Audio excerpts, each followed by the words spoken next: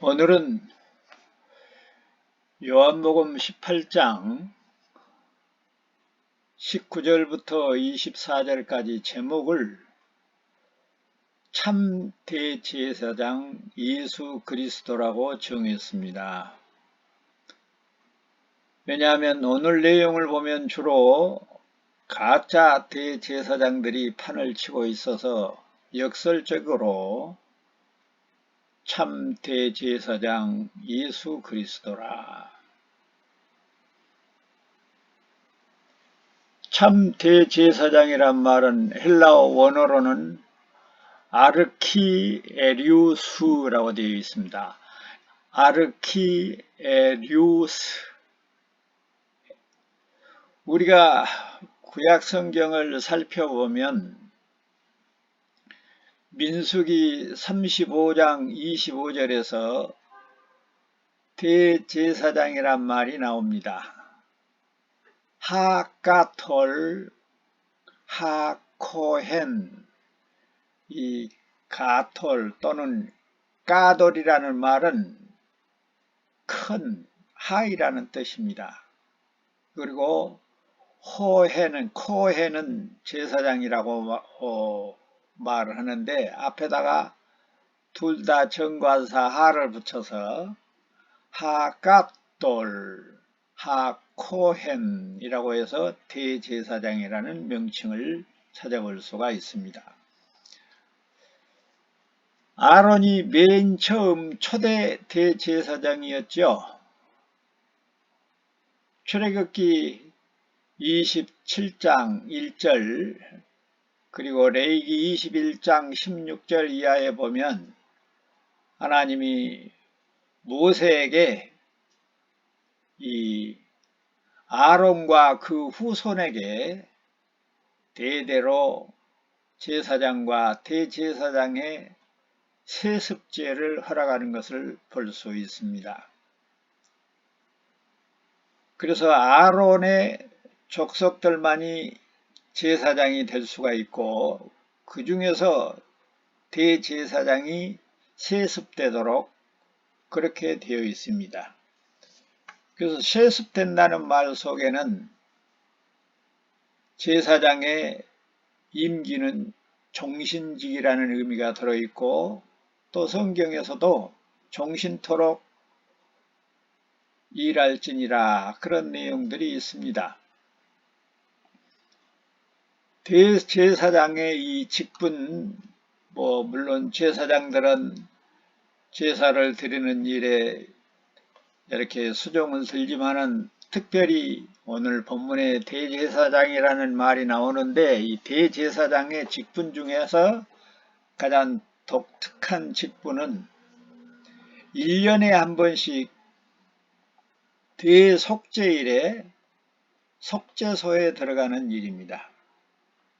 그래서 1년에 한 번 온 백성을 위해서 제사 지내는 날이 있는데 그날이 대속죄일이고 성소 안에는 가장 깊숙이에 지성소가 있는데 그 지성소, 속죄소라고도 하지요. 그 속죄소에 1년에 한 번씩 대제사장만 들어갑니다.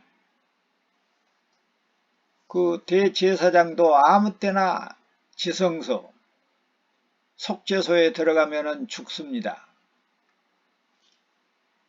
대속죄일 1년에 딱 한 번 들어가요.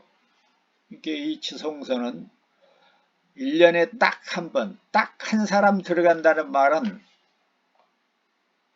참 대제사장은 오직 옛날이나 과거나 앞으로도 오직 딱 한 사람, 한 번 대제사장 직분을 행하는 예수 그리스도 뿐인 것을 그 제도 속에서도 우리가 발견하게 됩니다. 신약시대에도 대제사장이라고 하는 직분이 사용되고 있지요. 아르키에리우스. 그러나 이 구약시대의 유대 종교가 타락하니까 또 그 타락이 외부의 강대국의 침입과 이렇게 연관이 되어 있어서 대제사장의 혈통도 무너지고 돈 있는 사람, 권력과 유착되어 있는 사람, 이런 사람들이 대제사장을 하기 시작했습니다. 그리고 제사장도 아무나 돈 있고 빽 있으면 됩니다. 특히 로마의 식문지로 있어서 로마에 빌붙어서 있는 하스몬 왕조하고 이렇게 가깝게 지내는 사람들은 제사장 직분도 없고 대제사장도 될 수 있었습니다.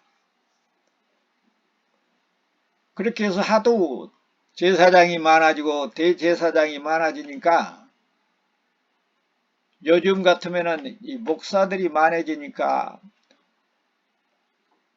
노회장이 따로 있고 총회장이 따로 있고 그러는 것처럼 대제사장의 권력이 대단했습니다.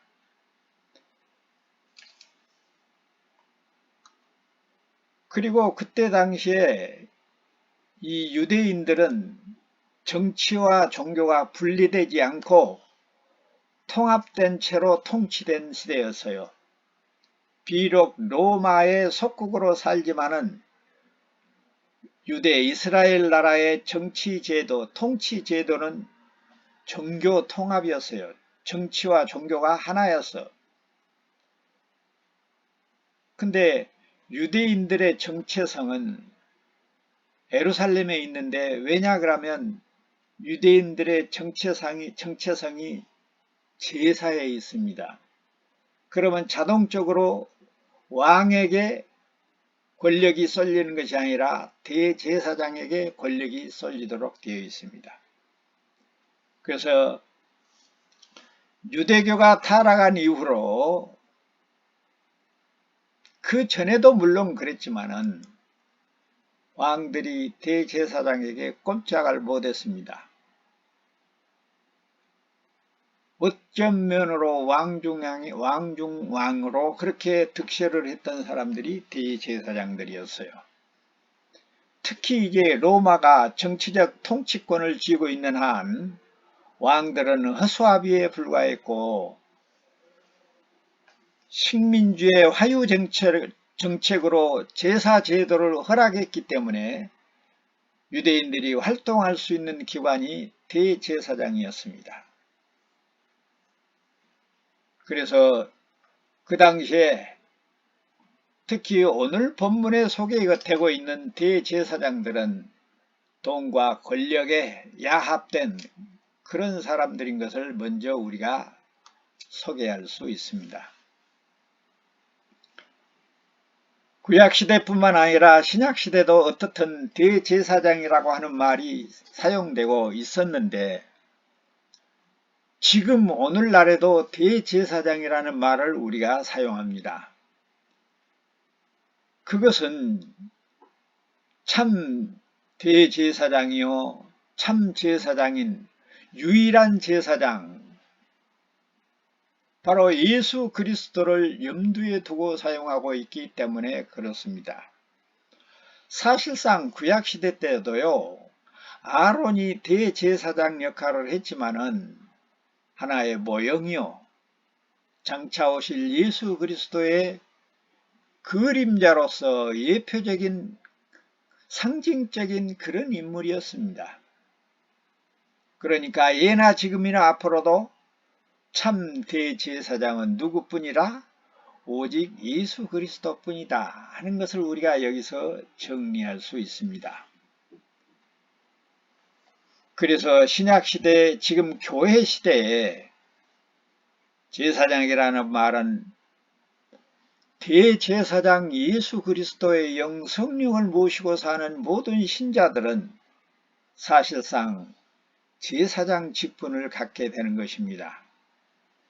그래서 성도들은 다 제사장들이에요. 목사만 제사장이 아니고, 목사가 대제사장이고 성도는 제사장이고 그런 말을 한때 쓰기는 했지만 잘못된 것이고, 대제사장은 누구뿐이요? 오직 예수 그리스도뿐이라. 그리고 그분을 모시고 사는 모든 백성들은 제사장들이라. 그래서 우리가 만인 제사장이라는 말을 사용하게 되지요. 지금은 예수를 믿는 모든 사람들이 제사장이라는 의미로 만인 제사장이라. 제사장들이 무엇을 했어요? 죄를 속하는 일에, 제사를 드리는 일에 수종들던 하나님의 종들이지요. 그러니까 이 시대에 하나님의 종들은 목사뿐만 아니라 장로뿐만 아니라 권사뿐만 아니라 집사뿐만 아니라 예수를 그리스도로 모시는 모든 신자들은 다 하나님의 종들이요 하나님께 속한 자들이요 제사장들이라. 그래서 실질적으로 우리가 교회를 운영하고 목회하는 일, 전도하는 일, 복음을 전하는 일은 목사만 하는 것이 아닙니다. 모든 제사장들이 제사에 봉사하는 것처럼 예수를 그리스도로 모시고 사는 모든 성도는 목사님에게 말씀을 강론받으면 그것을 토대로 해서 내 주변에 있는 사람들에게 전하고 그 영을 모시고 사는 삶으로 세상의 빛과 소금 노릇을 하는 것이 제사장 직분을 행하는 것이다. 그리고 믿지 않는 자들이나 연약한 자들을 위하여 기도하고 그들을 위해서 봉사하는 것이 곧 제사장 노릇을 하는 것이다 하는 것으로 정리할 수 있겠습니다. 그러니까 다시 말해서 구약시대에 종교가 타락하기 전에도 오직 예수 그리스도만이 대제사장이라고 하는 표시로 그림자로 모형으로 대제사장이나 제사장의 직분이 있었고 타락한 이후에는 유대인들이 무작위로 자신들의 권위나 자신들의 어떤 명예를 높이기 위해서 대제사장 이름을 대제사장이라는 이름을 붙여서 사용했지만 그런 것들은 다 가짜라.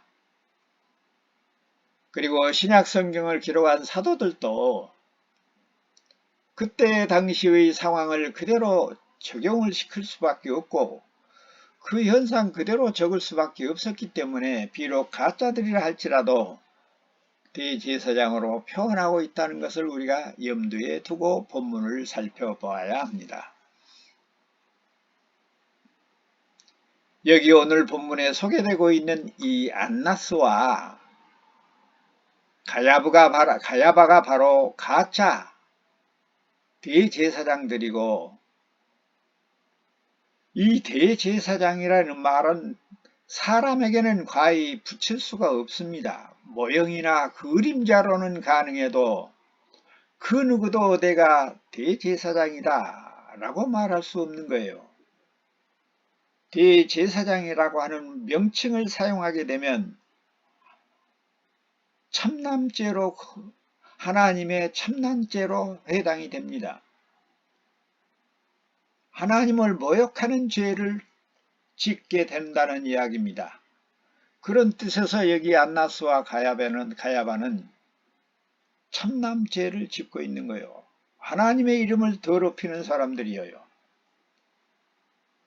그러니 사실상 오늘 본문에 소개되고 있는 이 대제사장들, 가짜들은 자기 조상들 때로부터 대대로부터 기다리고 소망해왔던 메시아, 참 대제사장 예수 그리스도를 거부하고 그를 잡아 죽이려고 작당하는 그런데 앞장선 가짜들인 것이 명백하다는 이야기입니다. 그들이 진짜가 아니라도 모형만 되었더라도 예표적인 인물만 되었더라도 예수님을 죽이려고 작당하지는 않았을 것이라는 겁니다.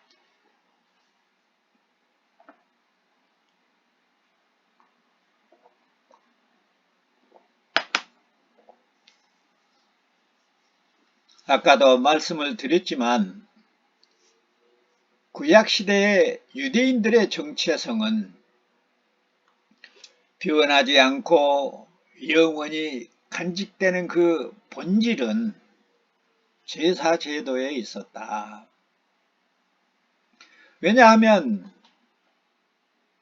구원의 역사가 제사에서 시작하고 제사를 통하여 구원이 이루어지고 제사를 통하여 구원이 완성되었기 때문에 그렇습니다. 온 세상의 민족 중에서 특별히 하나님이 이스라엘만, 유대 민족만 택해서 제사장 나라로 세우시고 그들을 통해서 제사를 지내게 하심으로 장차올 참 대제사장이 만 백성을 위하여 희생제물이 되고 대제사장 노릇을 할 수 있도록 허락하셨기 때문에 그렇습니다. 그래서 구약의 제사 제도는 신약시대의 예배와 같은 것이어서 구약시대나 신약시대나 구약교회나 신약교회나 그들의 정체성은 제사와 예배에 있는 것입니다. 그러니까 나와 여러분이 하나님 앞에 진정한 예배를 드리지 못하고는 그리스도를 닮아가는 삶이 없고서는 우리가 그리스도인이라 말할 수가 없는 겁니다. 그리스도인이라고 하는 그 정체성을 잊어버리는 무늬만 교인이죠. 그래서 제사를 지낼 장소로 예루살렘 성전을 짓게 했고 그 안에서 제사를 주도할 책임자로서 제사장과 대제사장을 임명하고 그 일을 하나님이 직접 주도를 하셨던 것입니다. 그런데 세상이 타락하자 유대민족이 종교적으로 타락하게 되자 이제는 하나님의 법칙과 계명과 지정은 없어지고 자기들 마음대로 제사장도 됐다가 대제사장도 됐다가 하는 겁니다. 오늘날 진학이나 목사되는 일하고 비슷한 것 같아요. 민수기 8장 11절 이하에 보면 제사장을 도와서 성전에서 일할 수 있는 사람들을 레위 지파로 뽑았던 일도 우리가 참고할 수 있습니다. 출애굽기 27장 21절 이하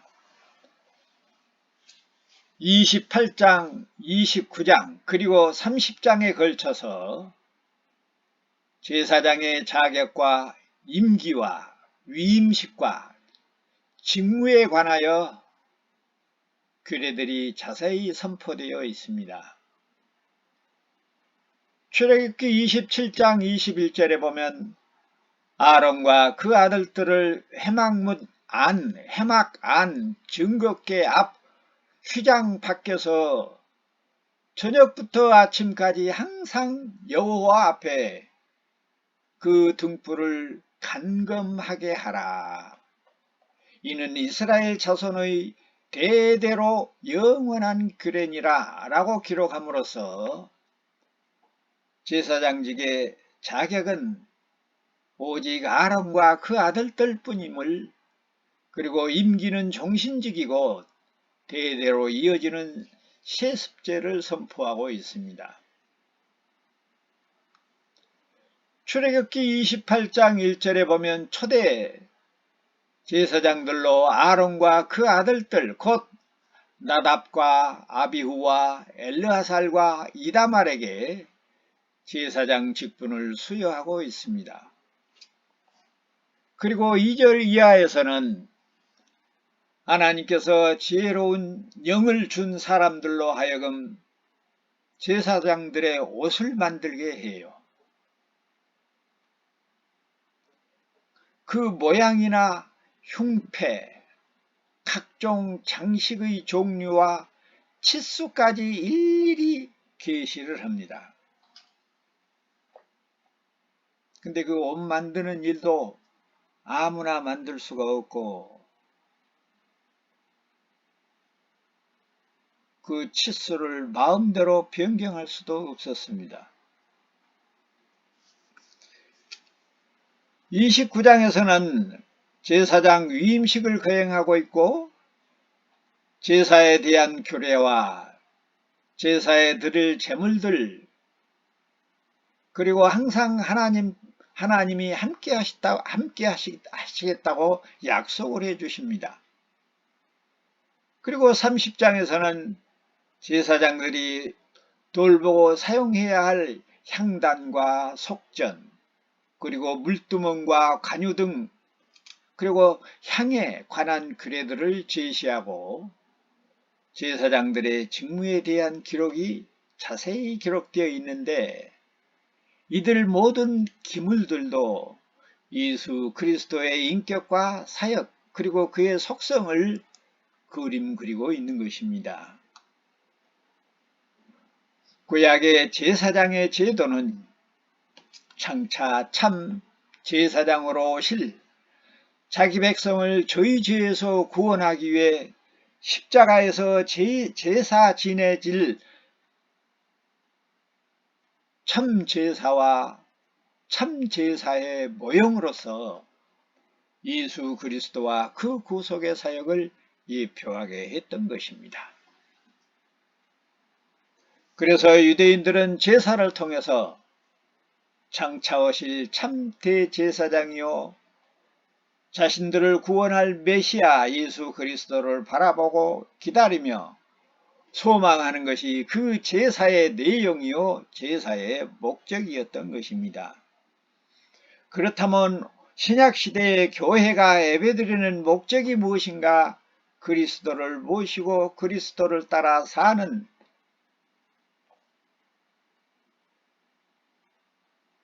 은혜를 구하는 것이 목적일 것입니다. 19절에 이제 예수님께서 구약의 모든 제사를 성취하기 위해서 참남하고 사악한 거짓 대제사장 앞에 섰습니다. 지금까지 제사장과 대제사장의 직분과 내용에 대해서 요약한 이유는 이 19절 이하의 내용들을 바르게 이해하기 위해서 그렇습니다.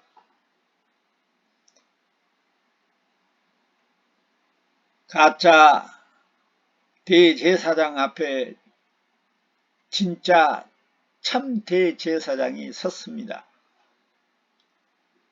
거짓되고 가짜 대제사장이 진짜인 참 대제사장을 신문하는 어처구니 없는 일이 오늘 우리의 본문에 소개되고 있습니다. 이렇게 말씀을 드리지 않으면 안나스나 가야바 같은 사람들이 그때 당시에 참 대제사장으로서 진짜 가증하고 가증한 참남한 가짜 대제사장이라는 것을 우리가 인식해야 한다는 것입니다. 얼마나 아이러니한 일입니까? 가짜가 진짜에게 묻습니다. 아이 참 어처구니 없지요. 하늘에서 불이 내려와 태워 죽여도 시원찮을 이 악마 사탄의 앞잡이가 어쩌다가 그 당시에 득세를 해서 세상을 창조하시고 통치하시며 구속하시고 심판하실 만왕의 왕 참 대제사장을 알아보지 못하고 있으니 불쌍하지요.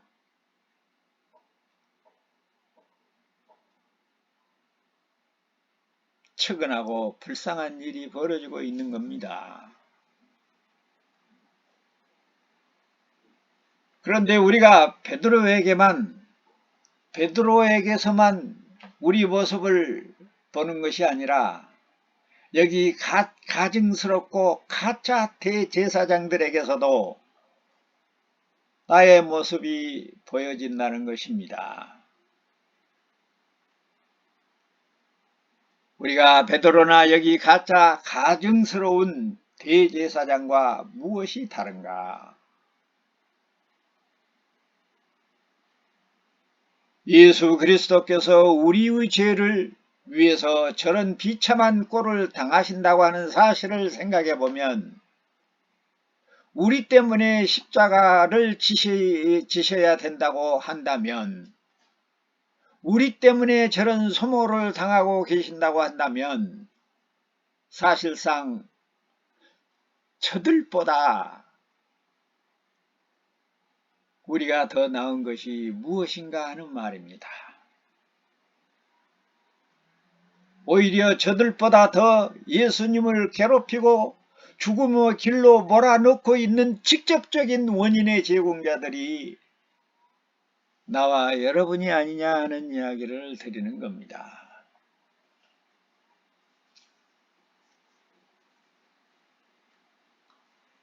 우리가 가짜 제사장들이 되면 안 됩니다. 말을 바꾸면 가짜 성도가 되면 안 됩니다. 20절로 21절에 보니까 가짜 대제사장이 묻습니다. 네가 사람들을 모아놓고 가르친 것이 무엇냐? 진짜 대제사장이 대답합니다. 나는 너희들처럼 은밀하게 뒷골방에서 숨어가지고 수군거리거나 누구를 죽이려고 작당하는 그런 사람이 아니다. 나는 세상 사람들이 다 있는 곳에 세상 사람들을 다 모아놓고 회당이나 길거리나 동산이나 때를 가리지 않고 장소를 가리지 않고 나는 길이요 진리요 생명이요 나는 성전의 주인이요 안식일의 주인이요 너희 조상들이 기다리고 기다리던 메시아라고 가르쳤다. 왜? 유대인이면 다 아는 사실을 너만 모르냐? 아니면 알면서 물어보는 거냐? 내가 말하면 그대로 믿겠느냐? 정 모르겠으면 나한테 묻지 말고 개처럼 부리는 네 종들에게 물어봐라. 그들은 다 알고 있다. 이렇게 말씀하십니다.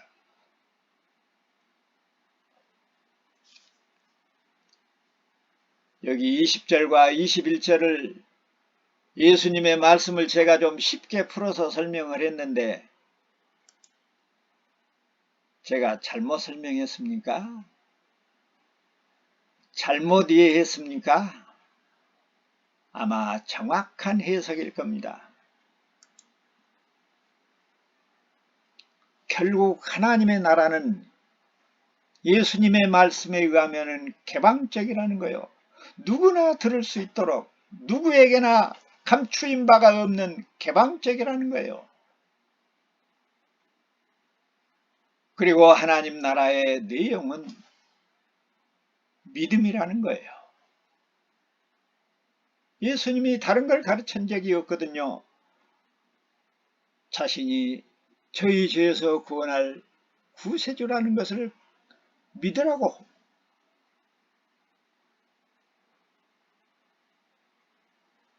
하나님의 나라는 믿음의 나라라. 참 대제사장 예수 그리스도는 가짜 대제사장 안나스에게 심판때에 핑계하지 못하도록 빠져나갈 수 없도록 복음을 제시하고 선포하고 있는 것입니다. 양은 목자의 음성을 알아듣는다고 했습니다. 그런데 여기 가짜 대제사장은 자기의 주인이요 자기의 목자인 참 대제사장의 음성을 듣고도 알아보지를 못했습니다. 왜냐하면 그는 사탄의 자식이요 이리의 새끼였기 때문에 그렇습니다. 그래서 양뿐만 아니라 양의 목자까지 잡아먹으려고 노리고 있는 것입니다.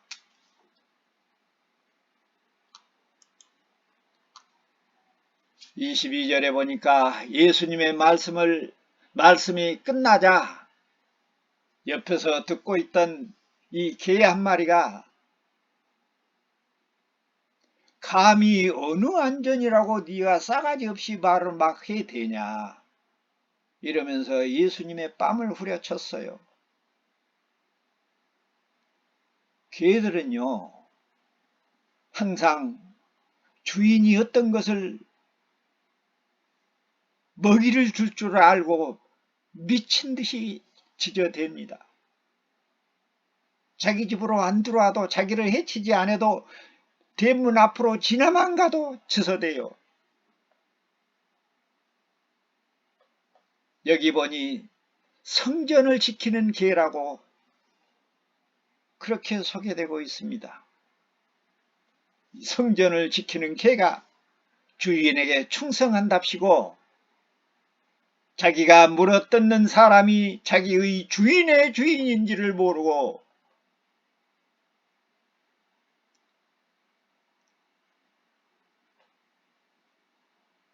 죽인 자를 살리고 죽은 자를 살리고 산 자도 죽일 자이신 창조주요 통치주요 심판주인 것을 모르고 미쳐 날뛰고 있는 모습을 우리는 보아야 합니다.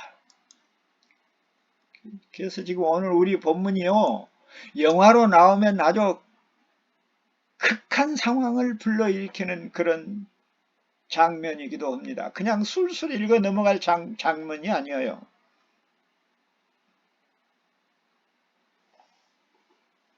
(23절에) 보니까 그러나 예수님은 그들을 개 취급하지 않았습니다. 오히려 가짜 대제사장이 듣도록 마치 개들에게 말하는 것처럼 말씀을 하십니다. 내가 잘못한 일이 있으면 그것이 잘못된 증거를 대라.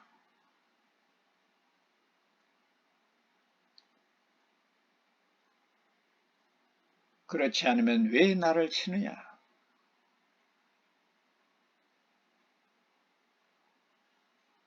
24절에 보니까 그래도 이 사악하고 강교해도 말을 알아듣는 가짜 대제사장은 아무 말도 못하고 예수님을 묶은 채로 다른 가짜 대제사장 가야바에게 보냈다고 24절에 기록하고 있습니다. 안나스는 그 당시요 아무런 직책도 가지고 있지 않는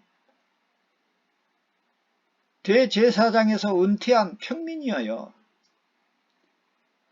그런데 사람들이 가장 먼저 안나스에게로 예수님을 끌고 간 이유가 무엇일까요?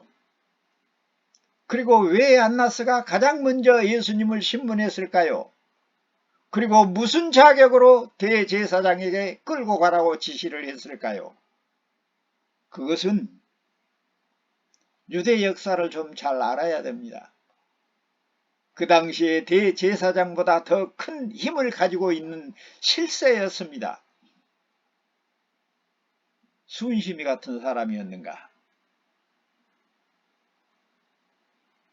사두개파의 우두머리로서 뒷방 영감 노릇을 하고 있었기 때문에 그렇습니다.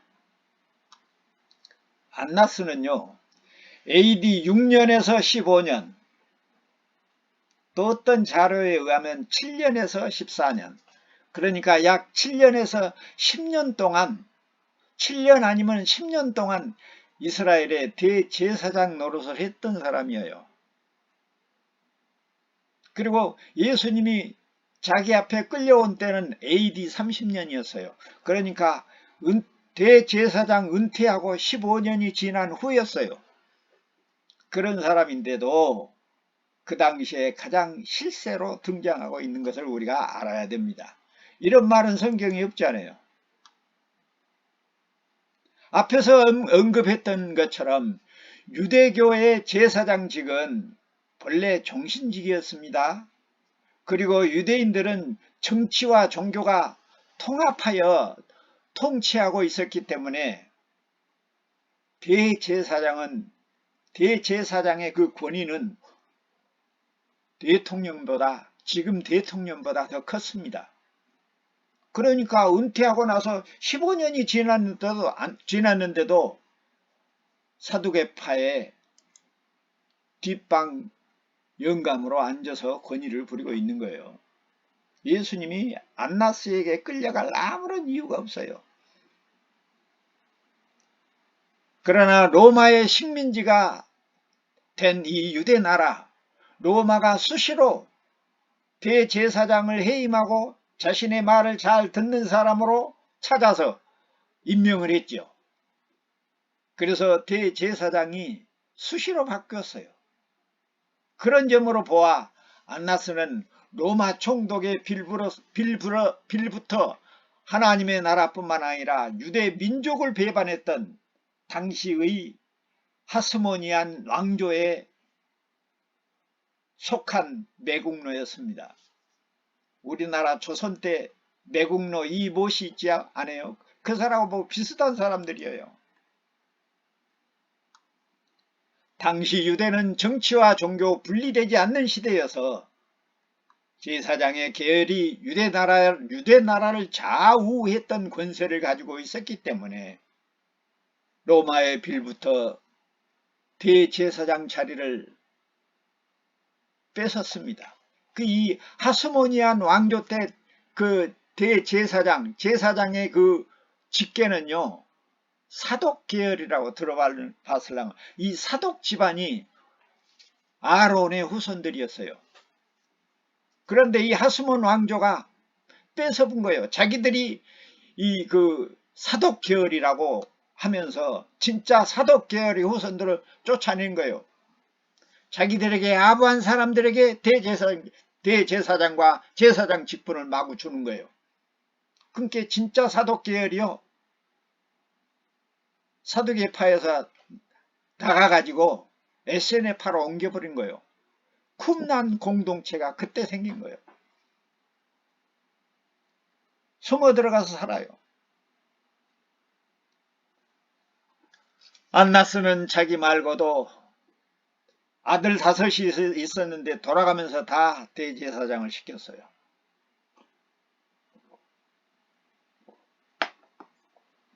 뒤에서 수렴 청정하면서 안나스가 다 조종했습니다. 그리고 현재 지금 가짜 대제사장 가야바에게 보냈다고 했어요. 가야바도 자기 사위예요. 그러니 누가 그 틈바구를 들어가겠습니까? 오늘날 정치적인 기득권을 가진 사람들이 그 누구에게도 세력을 뺏기지 않으려고 수단과 방법을 가리지 않는 것과 똑같은 세력들이에요. 그러니까 그때도 당연히 실세여서 예수님을 끌고 실세인 안나스에게 가서 풀어줘야 할지 대제사장에게 보내야 할지 알아보기 위해서 아무런 직책도 없는 실세인 뒷방 영감 안나스에게 끌고 갔던 것입니다. 그런 정도로 실세였어요. 이제 예수님이 안나스에게 끌려간 이유를 알아야 돼요. 그런데 오늘 본문의 안나스 이야기는 공간복음에는 생략되어 있어요. 왜냐? 오늘 본문에서도 보면 한마디 물어보고 뭐 별일이 없지 않아요? 복음서에서는 여러 가지 일들이 이렇게 기록할 만한 거리가 있는 것들을 수록했지요. 근데 요한복음에는 이렇게 정치적으로 중요한 내용이 있기 때문에 빼지 않고 보충하고 있는 내용도 우리가 이해를 하고 넘어가야 합니다. 지금 우리나라 정당들이 서로 자신들이 국민의 제일 사랑하고 민족을 사랑하는 그런 민주주의의 계파라고 서로 싸움하고 적통이라고 주장하면서 계열을 이루는 것과 똑같은 현상들이에요. 그러니까 옛날이나 지금이나 동양이나 서양이나 아시아나 유럽이나 항상 수단과 방법을 가리지 않고 사악한 짓을 하는 자들이 득세하고 있는 것이 세상입니다.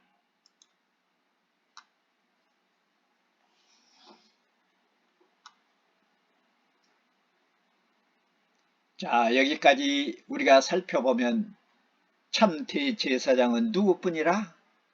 오직 예수 그리스도뿐이라. 그리고 나와 여러분은 그 대제사장을 모시고 사는 만인 제사장들이라. 말씀을 마치겠습니다. 참 대제사장은 오직 예수 그리스도뿐입니다.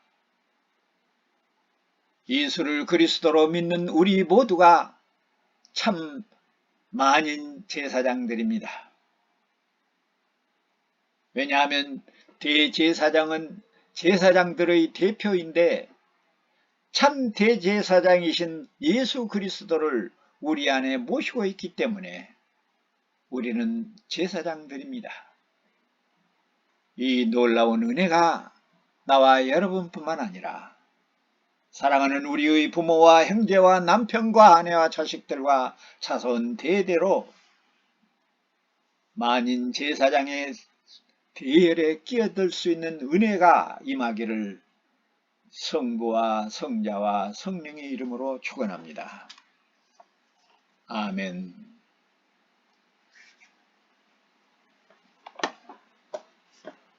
말씀 감사합니다. 찬송가 246장 마치고 목사님 축도로 주일날 예배를 마치겠습니다.